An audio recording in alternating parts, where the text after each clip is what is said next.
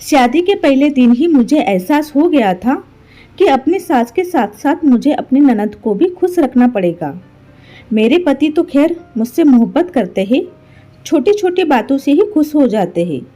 सास भी नरम मिजाज की है, पर असल मसला तो मेरी ननद का था। उनकी उम्र 36 साल की हो चुकी थी और अभी तक शादी नहीं हुई थी। इसी वजह से वह चिड़चिड़ी रहती थी। मेरे पति उनसे वैसे भी बहुत डरते थे, उनसे कुछ नहीं कहते थे, चाहे वह कुछ भी कहती रहे। एक दिन तो हद ही हो गई। कार्तिक मेरे लिए लाल रंग की चूड़ियां लाए थे। मैंने खुशी से पहनी थी। जब भी काम करती तो चूड़ियों की खनखन आहट पूरे घर में फैल जाती थी। चूड़ियों की खनखन की आवाज सुनकर मेरी ननद गुस्से से फुंकराती हुई अपने कमरे से निकली और मुझे सही चीज पर बोली, तुमने यह चूड़ियां मुझे जलाने के लिए पहनी है ना? क्योंकि तुम्हारी शादी 18 साल की उम्र में ही हो गई और मैं 36 साल की होने के बावजूद भी अभी तक अपने माँ बाप के घर पे बैठी हूँ। अपने ननद मिताली का यह रूप देखकर मैं डर गई। मैंने कहा, नहीं दीदी, ऐसी तो कोई बात नहीं है। कार्तिक नई चूड़ियां मुझे लाकर दी तो मैंने पहन ली। भगवान जानते हैं जो मेरे दिल में ऐसा गलत ख्याल हो कि मैं आपको चिढ़ाने के लिए चूड़ियां पहने। मैं तो यह चूड़ियां कार्तिक की खुशी के लिए पहनी थी, आपको चिढ़ाने के लिए नहीं। मेरी बात नहीं चलाती पर तेल का काम किया और दीदी जोर जोर से रोने लगी। मिताली दीदी का रोना सुनकर मेरे पति और मेरी सास अपने कमरे से बाहर निकल गए। मिताली को इतना रोता देखकर मैं बहुत ज्यादा घबरा गई थी। मेरी सास आते ही अपनी बेटी को चुप कराया, उसे गले लगाया और पूछा, बेटी क्या बात है, मुझे बताओ, तुम क्यों रो रही हो? मिताली दीदी रोते रोते कहने लगी कि मम्मी यह लाल रंग की चूड़ियां पहनकर मुझे जला रही है। कहती है कि चूड़ियां मुझे कार्तिक ने लाकर दी है। तुम अपने माँ बाप के घर पर बैठे बैठे बूढ़ी हो गई। तुम क्या जानो सुहाग का सुख क्या होता है। मिताली दीदी की बात सुनकर मेरी सास ने मुझे खा जाने वाली नजरों से देखा। मैं अपनी सफाई में बोली, नहीं नहीं माँ जी, मैंने तो ऐसा कुछ भी नहीं कहा। मिताली दीदी झूठ बोल रही है। मेरा इतना कहना था कि मिताली दीदी एकदम से खड़ी हो गई और मेरे मुंह पर एक जोरदार थप्पड़ मार दिया। मैं हक्का बक्का रह गई और कभी अपने पति को देखती तो कभी मिताली को। मिताली दीदी बोली, तुम्हारी हिम्मत कैसे हुई मुझे झूठा बोलने की? मेरे पति चुपचाप खड़े थे, उन्होंने मेरे बचाव में एक शब्द भी नहीं बोला। मैं कम उम्र की थी और ना समझ भी थी। मुझे अपने पति की मोहब्बत पर बहुत घमंड था, लेकिन यह घमंड आज मेरा टूट गया था। मैं रोती रोती अपने कमरे में आ गई। दिल चाह रहा था कि यह सब कुछ छोड़ छाड़ कर चली जाऊंगी और फिर मैंने अपने दिल की ही मानी। इस उम्र में लड़कियां दिल की ही ज्यादा सुनती है। मैं अपना सामान पैक करने लगी। सामान पैक करते हुए मुझे देखेंगे और मेरे पति अंदर आएंगे और मेरी ननद को मेरे सामने खड़ा करके कहेंगे, मेरी पत्नी से माफी मांगो। लेकिन यह मेरा वहम था। 1 घंटा गुजर गया और कार्तिक ने कमरे में झांक कर भी नहीं देखा। मैंने सामान पैक किया और गुस्से से तन फन करते हुए कमरे से बाहर निकली। मेरी सास, ननद और मेरे पति आपस में सर जोड़े कुछ डिस्कस कर रहे थे। कार्तिक ने मेरे हाथ से बैग देखा तो एकदम से घबरा गए और मेरे पास आए। यह तुम बैग लेकर कहाँ जा रही हो? मैंने गुस्से से कहा, मैं तुम्हारा यह घर छोड़कर जा रही हूँ। जिस घर में मेरी इज्जत नहीं, उस घर में मैं एक पल भी नहीं रह सकती। मेरी बात सुनकर कार्तिक एकदम से घबरा गए थे। कहने लगे, पागल मत बनो, हम इस मामले को आराम से बैठकर सुलझा सकते हैं।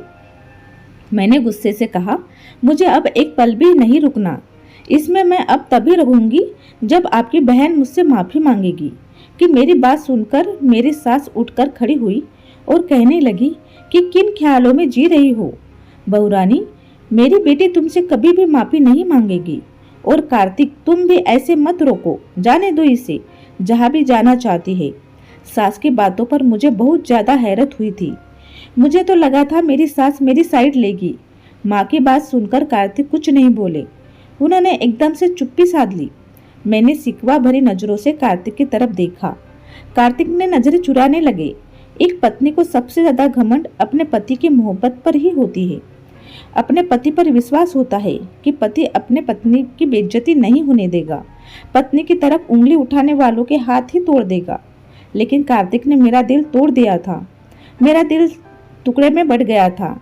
मैंने सोचा जब कार्तिक ही मेरी तरफ नहीं है, जब मुझसे मोहब्बत नहीं है, तो हमेशा ही इस घर में मेरे साथ ऐसा ही होता रहेगा।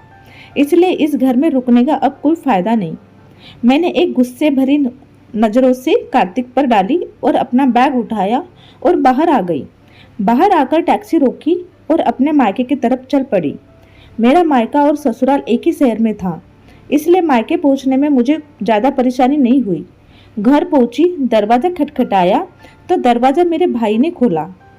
मेरी हालत देखकर भाई कुछ परेशान हो गए। मैं जल्दी से अपने भाई के गले लगकर रोने लगी थी। भाई ने पूछा, क्या बात हो गई, तुम रो क्यों रही हो? मैंने कहा, भाई मेरी ननद ने मेरे मुंह पर थप्पड़ मारा है। मेरी बात सुनकर भाई के माथे पर बल पड़ गया कि उसने थप्पड़ मारा, और उसकी इतनी हिम्मत कैसे हुई। इतने में मेरी छोटी बहन और मम्मी भी आ गई थी। मम्मी मुझे अपने साथ अंदर ली। मैंने रोते हुए सारी बात बताई और मैंने कहा कि मम्मी, कार्तिक मेरे लिए लाल रंग की चूड़ियाँ लाई थे। मैंने चूड़ियाँ पहन ली, लेकिन मेरी ननद से यह बर्दाश्त नहीं हुआ। जलन के मारे बात का बतंगड़ बना दिया और मुझे थप्पड़ मार दिया। मेरी बात सुनकर भाई ने कहा कि उस समय कार्तिक तुम्हारे पास नहीं था क्या? उसने अपने बहन को रोका नहीं? मैंने कहा सिर हिलाते हुए। कार्तिक कुछ नहीं बोले। मैं सामान पैक करके घर छोड़कर आ रही थी तो कार्तिक ने मुझे रोकने की कोशिश की, लेकिन उनकी माँ ने मना कर दिया। फिर वह भी चुप हो गए और मुझे रोकने की कोशिश भी नहीं की। मेरी बात सुनकर मम्मी को गुस्सा आ गया। मुझे चुप कराते हुए बोली, परेशान मत हो जिया, सब ठीक हो जाएगा। तुम्हारे पापा को आने दो, उन्हें सारी बात बताती हूँ। फिर मेरी बहन रिया से बोली, जिया दीदी को कमरे में ले जाओ और उसे पानी पिलाओ। रिया मुझे कमरे में ले आई। रिया मुझे से 4 साल छोटी थी। मेरी और कार्तिक की मोहब्बत की गवाह भी थी कि हम एक दूसरे से कितनी मोहब्बत करते हैं। बेड पर बैठते हुए रिया बोली, दीदी मैंने आपसे नहीं कहा था कि जब तक आपकी ननद आपके साथ रहेगी वह आपको खुश नहीं रहने देगी। आप सब्र करो, जब आपकी ननद की शादी हो जाएगी तो सब कुछ ठीक हो जाएगा। रिया बहुत देर तक मुझसे इधर उधर की बातें करती रही और मुझे मनाने की कोशिश करती रही। जब मुझे थोड़ा सुकून हुआ तो रिया मुझे आराम करने को कहकर कमरे से चली गई। मैं बीती बातें याद करने लगी। कार्तिक और मेरी मोहब्बत 5 साल पुरानी थी। हम एक ही स्कूल में पढ़ते थे। हमारी मोहब्बत बचपन की मोहब्बत थी। कार्तिक 10वीं क्लास में था और मैं 7वीं क्लास में पढ़ती थी। 10वीं के बाद कार्तिक कॉलेज चले गए और मैं उसी स्कूल में रह गई, लेकिन हम दोनों फ़ोन पर बात कर लिया करते थे। पढ़ाई पूरी करने के बाद कार्तिक को जॉब मिल गई, लेकिन मेरा आगे पढ़ने का कोई इरादा नहीं था, इसलिए मैंने बीच में ही पढ़ाई छोड़ दी। पापा को मेरी शादी की जल्दी पड़ गई। मैंने कार्तिक से फ़ोन पर कहा कि हमारे घर पर अपना रिश्ता लेकर आए। मेरे पापा मेरी शादी कराना चाहते हैं और मैं तुम्हारे सिवा किसी और से शादी नहीं करना चाहती। मेरी बात सुनकर कार्तिक ने कहा था, जिया मैं भी तुमसे मोहब्बत करता हूँ और शादी तुमसे ही करना चाहता हूँ, लेकिन मैं मजबूर हूँ। जब तक मेरी दीदी की शादी नहीं हो जाती मैं शादी नहीं कर सकता, तो मैं तब तक इंतज़ार करना होगा जब तक दीदी की शादी ना हो जाए। और फिर से इंतज़ार में 2 साल गुजर गए। वह तो किस्मत अच्छी थी कि पापा को मेरे लिए कोई रिश्ता पसंद नहीं आया था। अब तक दिन रात दुआ मांगती कि मिताली दीदी की शादी जल्द से जल्द हो जाए, लेकिन 2 साल गुजर गए। मिताली दीदी की शादी ही नहीं हो रही थी और फिर अचानक मेरे पापा को मेरे लिए एक रिश्ता पसंद आ गया और उन्होंने रिश्ता तय भी कर दिया। मैं उस दिन बहुत रोई थी, खाना पीना भी छोड़ दिया था। बस परेशान से अपने कमरे में बैठी रही और बहुत परेशान हो गई, लेकिन वह मजबूर थी। मेरी हालत से मम्मी अनजान नहीं थी। एक दिन वह मेरे पास आई और कहने लगी, जिया मुझे बताओ कि आखिर तुमने यह हालत क्यों बना रखी है? तुम्हारे मन में क्या चल रहा है? मैंने कहा, मम्मी मैं किसी और लड़के से मोहब्बत करती हूँ, शादी नहीं कर सकती। अगर मेरी शादी उससे नहीं हुई तो मैं मर जाऊंगी। मम्मी मेरी बात सुनकर घबरा गई। कहने लगी, जिया तुमने पहले क्यों नहीं बताया? तुम कोई गलत कदम मत उठाना। कल तुम्हारे पापा से बात करती हूँ। फिर मम्मी ने पापा से बात की और किसी तरह पापा को राजी भी कर लिया। फिलहाल यह सारा मामला मेरे भाई से छुपा लिया गया था कि यह शादी मेरे पसंद की शादी है। मेरा भाई साहिल मुझसे बड़ा था और बहुत ही सख्त मिजाज का था। मम्मी पापा ने कार्तिक के बारे में छानबीन कराई तो तसल्ली हो गई कि लड़का अच्छा है। मम्मी पापा राजी तो हो गए थे, लेकिन पापा मुझसे बोले, बेटा जिया, लड़का तो हमें पसंद है, लेकिन एक बात हमें खल रही है, तुम्हारी ननद अभी तक शादी नहीं हुई है और उसकी शादी की उम्र भी गुजर चुकी है, तो तुम्हारी ननद तुम्हें बहुत तंग करेगी, हर बात में तुमसे मुकाबलाबाजी करेगी। तो हमारी नाजोपली बेटी हो, कभी तुमसे ऊंची आवाज में भी बात नहीं की। इस शादी को लेकर मेरे दिल में डर है कि पता नहीं तुम खुश रह पाओगे या नहीं। तो मैंने उस समय कार्तिक की मोहब्बत में पागल हो रही थी, अपने पापा से बोली, पापा मुझे यह रिश्ता हर हाल में मंजूर है, सुख और दुख तो जीवन का हिस्सा है, और मेरी ननद मुझे दुख देगी तो सुख देने वाले कार्तिक भी तो है। यह सारी बातें याद आते ही मेरी आंखों में आंसू आ गए। मुझे कार्तिक से ऐसी उम्मीद नहीं थी। कार्तिक ने आज मेरा दिल तोड़ दिया था। अगर कार्तिक मेरी साइड ले लेते तो शादी के 3 महीने बाद ही मुझे यूं नाराज होकर अपने मायके नहीं आना पड़ता। शाम को जब पापा घर आए तो मम्मी ने उन्हें सारी कहानी सुना दी। सारी बातें सुनकर पापा बहुत नाराज हुए थे। कहने लगे, हम अपने बच्ची को ससुराल नहीं भेजेंगे। माँ बाप अपने बेटी को इसलिए नहीं देते कि उन्हें यूं बेइज्जत किया जाए।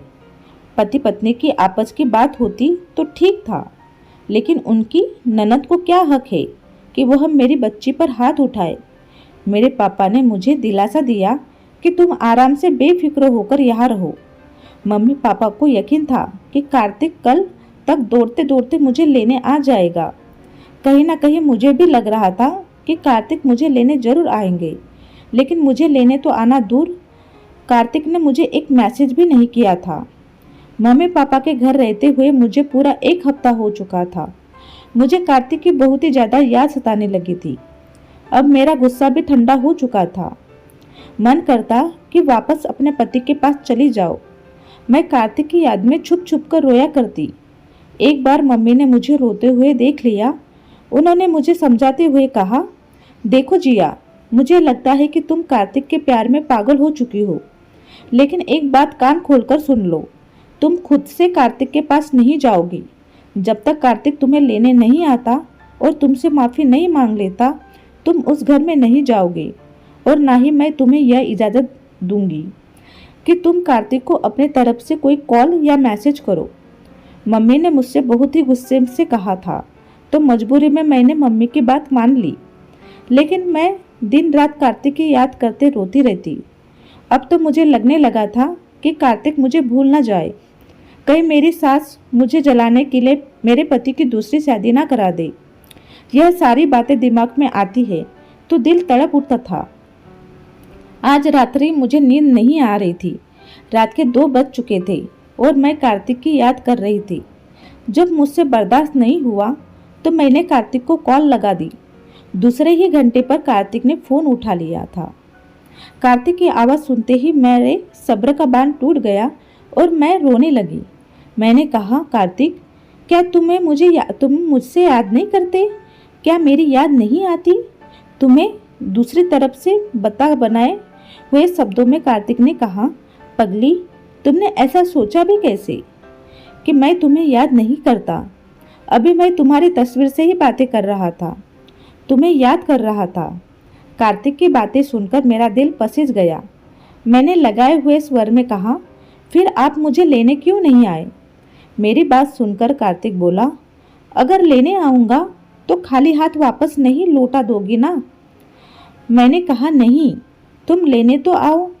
कार्तिक बोले, ठीक है, फिर सुबह तैयार रहना, मैं तुम्हें लेने आऊँगा। सुबह उठी तो मैं बहुत खुश थी। नहा धोकर एक सुंदर सी ड्रेस पहनी, हल्का फुल्का मेकअप किया। आज मैं बहुत ज़्यादा चाहत रही थी। मम्मी और रिया मुझे सबसे नज़रे से देख रही थी। प्रिया बोली, क्या बात है दीदी, आज तो आप बहुत खुश लग रही है। मैंने कहा, हाँ, आज पता नहीं क्यों मेरा दिल अंदर से बहुत खुश है। मुझे लग रहा है जैसे कुछ अच्छा होने वाला है। खैर, दोपहर के 2 बजे से बजते बजते मेरी सास, मेरी ननद और कार्तिक मुझे लेने आ चुके थे। मैं बहुत खुश थी। मम्मी ने कार्तिक, मेरी ननद और मेरी सास को खूब बातें सुनाई थी। पापा को भी फ़ोन कर दिया क्योंकि पापा को ही तो फैसला लेना था कि मुझे घर भेजना है या नहीं। मेरी ननद मिताली दीदी ने भी हाथ जोड़कर मुझसे माफ़ी मांगी थी। मेरा सर गर्व से ऊंचा हो गया था। पापा ने मुझे इसी शर्त पर घर भेजा था कि आइंदा से ऐसी कोई बात नहीं होनी चाहिए। मैं अपने ससुराल पहुंच चुकी थी। ससुराल पहुंचकर मुझे बहुत ज़्यादा हालत हुई क्योंकि मेरी सास मुझे ज़मीन पर पाँव ही नहीं रखने दे रही थी, कोई भी काम नहीं करने देती थी और मेरी ननद भी हर वक्त मेरे आगे पीछे घूमती, मुझसे प्यार भरी बातें करती। मैंने सोचा शायद मेरी सास और ननद बदल गई है और यह सब कार्तिक की वजह से हुआ होगा। कार्तिक नहीं, उन लोगों का नाटक होगा कि मेरी बीवी का अच्छे से ख्याल रखना, तभी यह लोग इतना बदल गए हैं। लेकिन असल बात क्या थी वह तो बाद में खुलकर सामने आई। एक दिन मैं सब्जी काट रही थी कि मेरी सास मेरे पास आकर बैठ गई और कहने लगी, क्या तुम्हारे भाई साहिल की क्या उम्र होगी? पता नहीं मुझे क्यों कुछ अजीब सा महसूस हुआ। मैंने कहा, मेरे भाई की उम्र तो अभी 25 साल है। मेरी मम्मी कहती है कि भाई के लिए पत्नी कम उम्र के और बहुत ही सुंदर लेकर आएंगे। मेरी बात सुनकर मेरी सास का चेहरा थोड़ा उदास हो गया था। फिर थोड़ी देर बाद बोली, पता ही नहीं लोग यह क्यों चाहते हैं कि पत्नी पति से हमेशा छोटी ही हो। हालांकि पत्नी अगर पति से बड़ी होती है तो दोनों में तालमेल और अच्छा बैठता है। मैं चुपचाप उनकी बात सुनकर रह कुछ नहीं कहा। मुझे खामोश देखकर मेरे साथ फिर बोली, जिया, अगर मिताली और साहिल की शादी हो जाए तो तुम्हारा और कार्तिक का रिश्ता भी ज़्यादा मजबूत हो जाता। अपनी सास की यह बात सुनकर मैं बहुत ज़्यादा हैरान रह गई। मैंने कहा, मम्मी जी, मिताली दीदी साहिल दादा से बहुत बड़ी है, वह तो उनकी माँ लगेगी, सब लोग उन पर हंसेंगे। मेरी बात सुनकर मेरी सास का चेहरा गुस्से से तमतमा गया। उनका बस नहीं चला रहा था कि मेरा मुंह नोच ले, लेकिन ऐसा करने से वो मजबूर थी तो उठकर चली गई।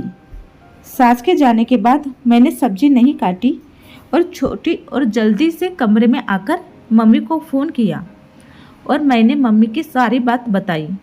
मेरी बात सुनकर मम्मी हंसने लगी, कहने लगी, अच्छा हुआ जो तुमने अपनी सास को साफ साफ जवाब दे दिया। तभी तो मैं कहूँ कि आखिर यह मिताली इतनी अच्छी कैसे हो गई जो घर आकर तुमसे माफ़ी मांग रही है। माँ बेटी के दिमाग में यह खिचड़ी पक रही होंगी, इसलिए तुमसे आकर माफ़ी मांगी थी। इसलिए दोनों माँ बेटी तुम्हारे साथ इतना अच्छा बर्ताव करती है।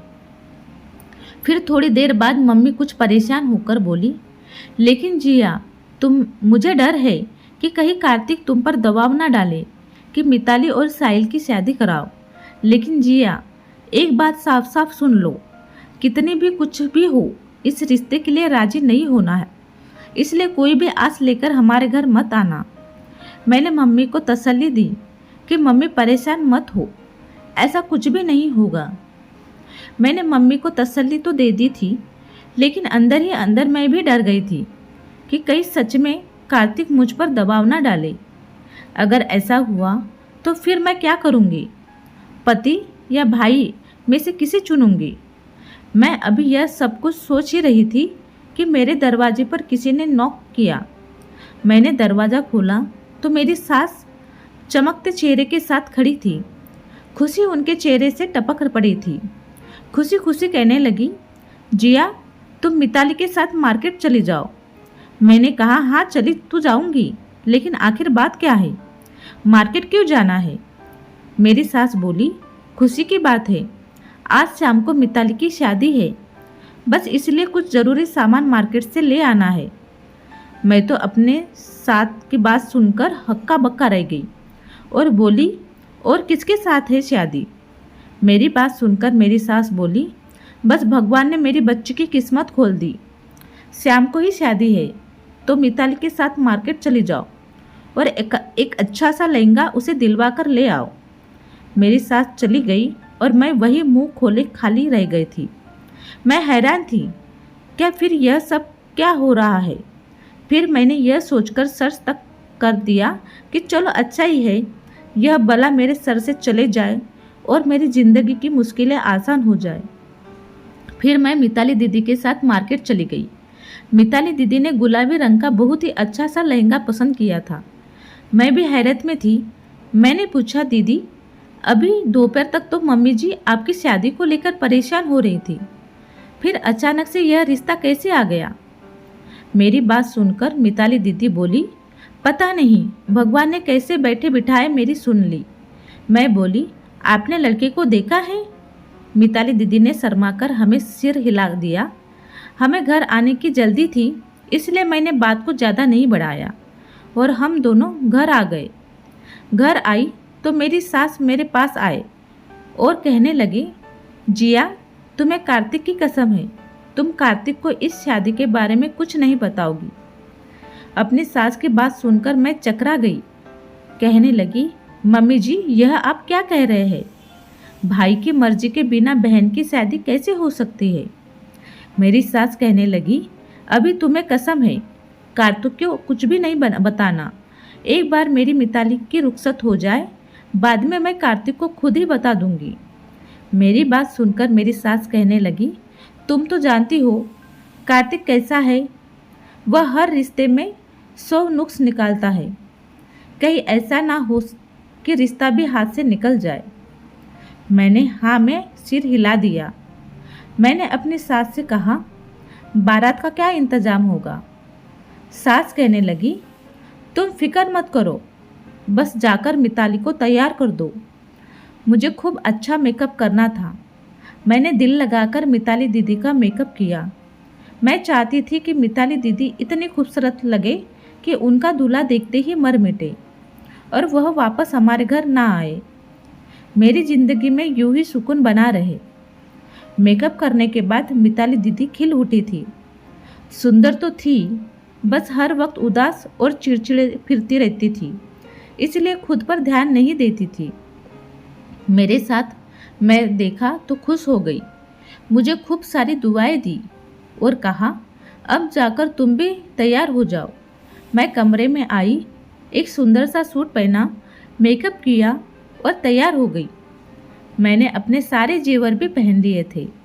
मैं बहुत हसीन लग रही थी। तैयार होकर मैं जैसे ही कमरे से बाहर निकलने को हुई तो देखा, यह देखकर दंग रह गई कि मेरा दरवाज़ा तो बाहर से बंद था। मैं ज़ोर ज़ोर से दरवाज़ा पीटने लगी, लेकिन किसी ने दरवाज़ा नहीं खोला। जब दरवाज़ा पीटते फिरते और आवाज़ें लगाते लगाते मैं थक गई तो बेड पर आकर बैठ गई। करीब 2 से 3 घंटे के बाद दरवाज़ा खुला और सामने कार्तिक को देखा। कार्तिक मुझे देखकर हंसने लगे। कहने लगे, तो खैर तो है, इतना तैयार होकर कहाँ जा रही हो? इतने में मेरी सास भी आ चुकी थी। मैंने अपने सास से गुस्से से कहा कि मम्मी जी, मेरा दरवाज़ा बाहर से बंद किसने किया था? मेरी बात सुनकर मेरी सास एकदम से डर गई थी और एकदम से बोली, कार्तिक बेटा, मुझे तुमसे एक ज़रूरी बात करनी है। फिर मेरी सास बोली, कार्तिक बेटा, आज मिताली का बहुत ही अच्छा रिश्ता आया था। लड़के वाले मेरे देखे वाले थे, इसलिए मैंने तुरंत ही एक मंदिर में ले जाकर उनकी शादी करवा दी और उसे विदा भी कर दिया। और हाँ बहू, मुझे तो लगा कि तुम मिताली की शादी में आना नहीं चाहती, लेकिन अब पता चला कि तुम्हारा दरवाज़ा किसी ने बाहर से बंद कर दिया था। हो सकता है कि यह किसी बच्चे की शरारत हो। इधर मेरी सास मुझसे यह बात कर रही थी और उधर कार्तिक का मुंह कैसे खुलेगा, खुला ही रह गया था। कहने लगा, मम्मी यह क्या हरकत है? मैं जिंदा था, मरा तो नहीं गया। मैं इसी शहर में था, कम से कम मुझे एक फ़ोन करके बोला तो ले देती। दोनों माँ बेटे आपस में बहस कर रहे थे, तभी मेरी मम्मी का फ़ोन आ गया। कहने लगी, जिया तुम्हारा भाई साहिल पता नहीं कहाँ चला गया है, समय से कुछ पता नहीं है, तुम्हारी तरफ तो नहीं आया। मैंने कहा, नहीं मम्मी, इधर तो नहीं आया। भाई मैंने फ़ोन रख दिया। हमारे घर में अजीब ही माहौल हो रहा था। कार्तिक अपने माँ से नाराज़ थे, खाना भी नहीं खाया। सुबह ऐसे ही उठकर ऑफिस चले गए। दोपहर को मेरी सास बोली, मैं मिताली की ससुराल होकर आती हूँ, देखती हूँ मेरी बच्ची कैसी है। मैंने कहा, मम्मी जी मुझे भी साथ ले चलो, मैं भी मिताली के दूल्हा को देखकर आती हूँ।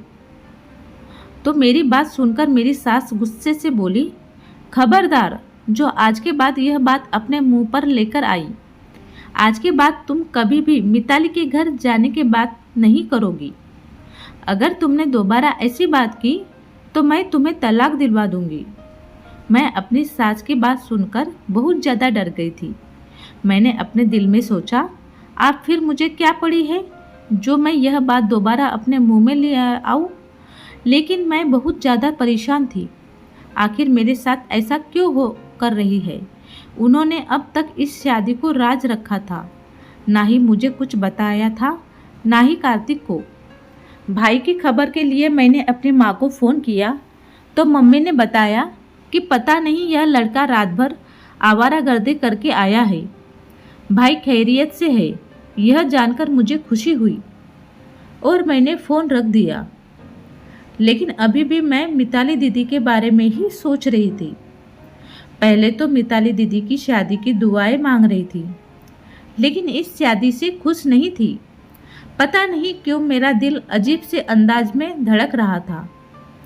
धीरे धीरे समय आगे बीतता जा रहा था और मिताली दीदी की शादी को 2 महीने हो गए, लेकिन अभी तक मुझे और कार्तिक को पता ही नहीं चला था कि मिताली दीदी की शादी कहाँ हुई है। एक बार मेरे साथ मिताली दीदी के साथ वीडियो कॉल पर बात कर रही थी। पीछे मैं भी थी, आकर खड़ी हो गई और जब मिताली दीदी के पति पर मेरी नज़र पड़ी तो मेरे होश उड़ गए। मैं जल्दी से भागती हुई कमरे में आई, एक चादर से खुद को छुपाया और घर से बाहर निकल आई। मैं घर आ गई और अपने मम्मी के गले लगकर फूट फूट कर रोने लगी। मेरी मम्मी भी परेशान हो गई, कहने लगी, क्या बात है जिया, तुम इतना रो क्यों रही हो? क्या फिर से कार्तिक से झगड़ा हो गया? मैंने कहा, नहीं मम्मी, पापा कहाँ है? पापा को बुलाओ, मुझे पापा से बात करनी है। लेकिन बात क्या है, बताओ तो सही, आखिर तुम्हें पापा से क्या बात करनी है? मैं कुछ नहीं बोली, चुपचाप बैठी रही और पापा के आने का इंतज़ार करने लगी। पापा घर आए तो मैं गुस्से से फटफड़ाती हुई मैंने कहा, क्यों पापा, आपने ऐसा क्यों किया? आपने ऐसी बात सुनकर मेरे पापा हक्का बक्का रह गए और कहने लगे, मैंने कोई धोखा नहीं दिया, आखिर बात क्या है? मैं कहने लगी, मैंने वीडियो कॉल पर देख लिया है, मेरी ननद मिताली के घर आप ही थे। इसका मतलब आप ही मेरी ननद मिताली से शादी की है। मेरी बात सुनकर मम्मी के सिर पर आसमान गिर पड़ा। वही सोफे पर बैठकर वह गिर गई। मेरी बात सुनकर पापा भी घबरा गए थे। वह मम्मी को समझाने लगे, कहने लगे, पहले मेरी बात तो सुनो, मुझे कुछ कहने का मौका तो दो। मैंने गुस्से से कहा, पापा अब कहने के लिए कुछ बचा ही क्या? आपने सब कुछ बर्बाद कर दिया पापा। मैं जानता हूँ जो कुछ भी किया मैंने तुम लोगों को बिना बताकर किया और यह गलत किया, लेकिन मैं मजबूर था। मैं क्या करता? लेकिन जैसा तुम समझ रही हो भाई साहब, बिल्कुल भी नहीं है। मैं नहीं मिताली से शादी की। पापा की बात सुनकर मैं गुस्से से चीख पड़ी, आप झूठ बोल रहे हैं। मैंने मिताली के पीछे आपको देखा था, वीडियो कॉल पर आप ही थे।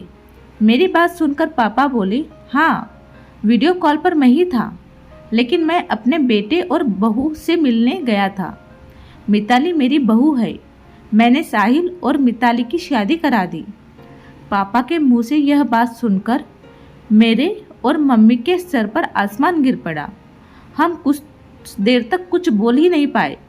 बहुत देर बाद मेरे मुंह से आवाज़ निकली, पापा आप यह क्या कह रहे हैं? आपने ऐसा क्यों किया? कम से कम दोनों का जोड़ा तो देख लेते।